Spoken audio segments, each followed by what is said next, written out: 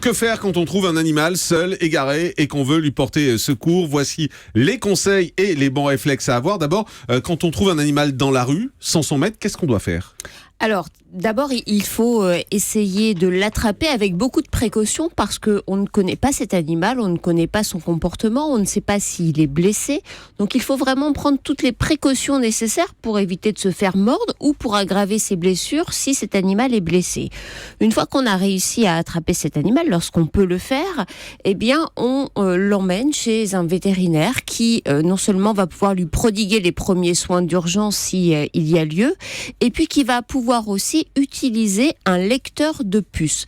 Car aujourd'hui, la plupart des animaux ne sont plus tatoués, mais sont porteurs d'une puce électronique. Donc le vétérinaire est outillé par ces lecteurs de puce et va pouvoir lire en fait la puce électronique. Et il y a quoi sur la puce? L'adresse du propriétaire? Non, il n'y a pas l'adresse, il y a un numéro, un très long numéro qui est recensé dans un fichier national.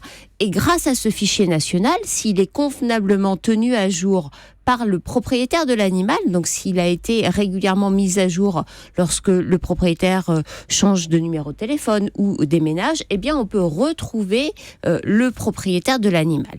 S'il n'y a pas de vétérinaire, on peut aussi normalement se rendre dans une fourrière ou dans les mairies qui doivent remplir cette fonction de service public, c'est-à-dire recueillir les animaux qui sont sur la voie publique pour les transmettre à la fourrière afin qu'on fasse toutes les démarches nécessaires pour retrouver leur propriétaire. Voilà, la case fourrière est normalement la case indispensable lorsqu'un animal est retrouvé sur la voie publique. Mais parfois, il y a des voies plus courtes qui sont moins réglementaires, on va dire ça comme ça, mais qui passent par le vétérinaire et puis on met des petites annonces dans le quartier et on retrouve très vite le propriétaire de l'animal. Mais la fourrière, c'est un côté voiture toujours. On se dit, est-ce qu'ils sont bien traités quand on les emmène à la fourrière? Parce que par le nom, ça évoque pas vraiment un côté sympa pour les animaux. Non, mais c'est pas très sympa. La fourrière, c'est pas un hôtel 4 étoiles. Ouais. La fourrière, c'est un lieu où on conserve les animaux pendant un délai qui est normalement un délai de 8 jours ouvrés. Au cours de ce délai, tout doit être fait pour retrouver son propriétaire. Et au bout de 8 jours ? Alors, au bout de 8 jours, vous avez des associations de protection animale, dont fait partie la SPA, mais beaucoup d'autres se chargent aussi de cette mission. Ces associations viennent faire ce que l'on appelle les sorties de fourrière, c'est-à-dire qu'on prend en charge les animaux pour les mettre à l'adoption. Ah d'accord. Si on n'a pas on les pique pas au bout de 8 jours. Mais si, alors, comme toutes ces associations ne peuvent pas être partout sur le terrain, la réalité, c'est que lorsque l'on n'arrive pas à prendre en charge ces animaux parce que les associations sont débordées, eh bien, un certain nombre d'entre eux finissent euthanasiés.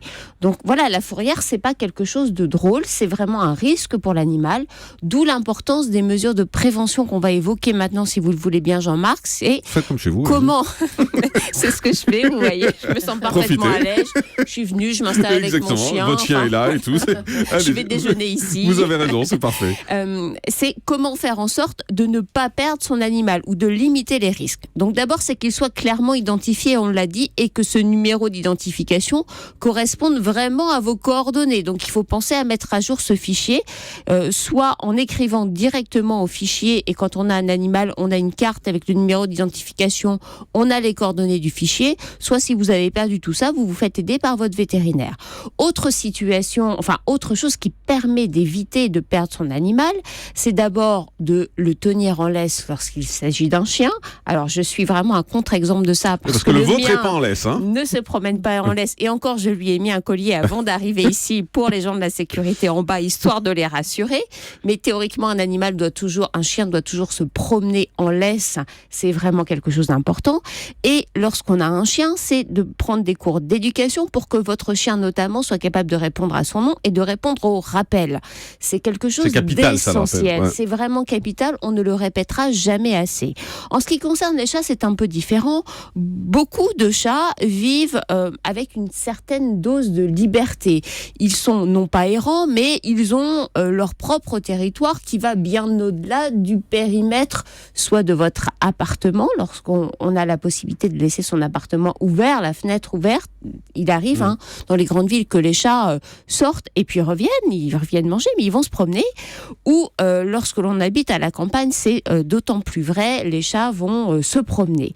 Là encore, il faut vraiment que le chat soit clairement identifié pour éviter tout souci, pour éviter que votre animal se retrouve en fourrière sans issue favorable possible pour lui. Quelques questions précises. Est-ce qu'on peut garder un chien ou un chat qu'on trouve ? Alors, vous me posez des questions pas faciles parce que il y a la réponse juridique et puis il y a la réponse pratique. Alors, donnez-nous les deux. Alors, juridiquement... Au moins, vous mouillez pas. Ouais, c'est ça, vous avez tout compris. Juridiquement, il convient de faire le nécessaire pour retrouver le propriétaire de l'animal. Imaginez-vous, Jean-Marc, que vous ayez perdu votre chien, que quelqu'un le trouve et le garde pour lui. Vous, ce que vous souhaitez, c'est qu'on vous rende votre animal. Donc ça, c'est une question de bon sens et aussi un peu d'humanité, à la fois pour le maître qui est en demande de retrouver son animal et pour l'animal lui-même qui peut souffrir de ne plus être avec son maître. Et puis, lorsqu'on ne retrouve pas le maître... Oui, théoriquement, on doit d'abord, donc, comme je vous l'ai dit, passer par la case fourrière et ensuite faire les démarches nécessaires pour adopter son animal. Mais il y a beaucoup de gens qui gardent l'animal pour eux et tant mieux si cet animal n'avait pas de maître. Oui, bien sûr. Docteur Kierzek, une question. Moi, ça m'est arrivé avec mon chat qui est parti, alors, nos coordonnées étaient à jour, etc. Et plusieurs mois, je crois que c'était 8 ou 10 mois après, un vétérinaire nous a appelé en disant, voilà, on m'apporte un chat qui avait été adopté par une famille, sauf que il n'était pas passé par la case vétérinaire et que 8 ou 10 mois après, pour des vaccins, il est passé par cette case-là. Et il y a eu le lecteur de puce et à ce moment-là, il y a eu l'identification et ça a permis de nous retrouver comme propriétaires. Et donc 10 mois après, on a eu le bonheur de revoir notre chat. Donc ça veut dire que, il faut mettre ses coordonnées à jour, ça c'est sûr. Oui. Et que deuxièmement, il y a une espèce d'obligation, j'allais dire, après pour le vétérinaire de badger, j'imagine, et de regarder. Le vétérinaire ne va pas prendre en charge un nouvel animal qu'il ne connaît pas sans faire ce geste qui consiste à vérifier que cet animal n'a pas soit un numéro de tatouage, soit est porteur d'une puce électronique. Mais question concrète encore, Natacha Harry, si on trouve un animal qui est blessé, on l'emmène chez le vétérinaire, qui paye les frais de vétérinaire? C'est vous qui l'avez trouvé ou il y a une association et quelque chose qui peut payer les frais? Là encore, il y a différents cas de figure possibles. Ah, vous êtes à l'aise, mais mes questions, elles vous mettent pas à l'aise. Non, vos questions... Non, mais on est dans le concret, c'est vrai que ça on est dans le concret. Alors, soit c'est la personne qui a trouvé l'animal qui va payer les frais vétérinaires. Bon, ça, il faut qu'on ait affaire à une personne généreuse. Oui, et puis qui a les moyens aussi. Y a pas qui a les moyens, effectivement. Soit c'est le vétérinaire qui va prendre en charge cet animal, mais c'est pas une obligation pour le vétérinaire. Donc, il le fait s'il veut bien le faire. Lorsque tout ça est compliqué, les associations de protection animale sont là aussi pour débloquer des moyens, pour aider des animaux qui sont retrouvés dans des situations où ils nécessitent des soins et où personne n'est en mesure de payer. Et croyez bien qu'à la SPA, c'est une démarche que l'on fait très régulièrement. On peut rappeler ce que risquent les gens qui abandonnent des animaux volontairement? Ils risquent une amende qui n'est jamais assez lourde et ils risquent aussi une peine de prison lorsque l'on abandonne volontairement son animal sur la voie publique. On peut être mis en prison. Alors c'est 3 ans de prison, c'est rarement exécuté malheureusement par la justice, mais il y a vraiment une peine de prison et un risque d'amende aussi. Et on rappelle que c'est pareil, amende et prison également pour les abandons, pour les sévices graves et les actes de cruauté contre les animaux.